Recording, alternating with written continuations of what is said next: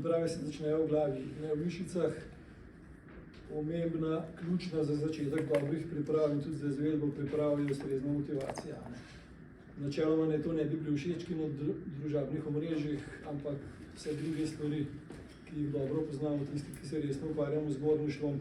Tudi mislim, da je to eden temeljnih problemov, ker ljudje hodijo nepripravljeni tudi zaradi tega, ker nimajo ustrezne motivacije, ker nimajo ustreznega odnosa do gorskega sveta, ki je sicer izredno lep, tudi všečen, če gledamo z tega družabnega stališča, ampak hkrati bo zelo zahteven.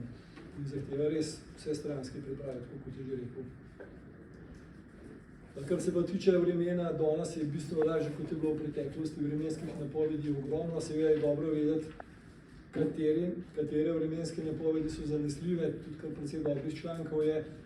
In danes, če malo poznaš ta segment informiranja oziroma informacij, lahko najdeš zelo zanesljivo, za moje pojme včasih že preveč zanesljivo, ker to jemlje čar negotovosti v gorah, včasih zelo zanesljive vremenske napovedi, tako da mislim, da nikogar, ki se resno pripravlja na gorniško turo, vreme pravzaprav ne bi smelo presenetiti.